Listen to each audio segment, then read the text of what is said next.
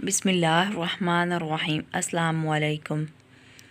माचिस की तीली का सर तो होता है मगर दिमाग नहीं होता, इसलिए ज़रा सी रगड़ पर भड़क उठती है मगर अंजाम अपनी ही आग में जलकर ख़त्म हो जाती है। हसद की मिसाल भी बिल्कुल ऐसी ही है।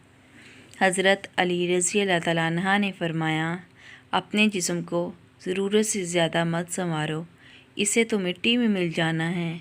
संवारना तो अपनी रूह को संवारो, क्योंकि इसे रब के पास ही जाना है।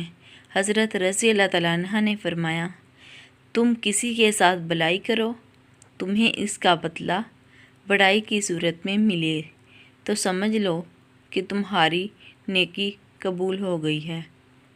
मेरी वीडियो पसंद आती है तो लाइक करें, मेरे चैनल को सब्सक्राइब करें, इसके साथ बेल आइकन है इसको ज़रूर प्रेस करें ताकि मेरी आने वाली वीडियो का नोटिफिकेशन आपको मिलता रहे।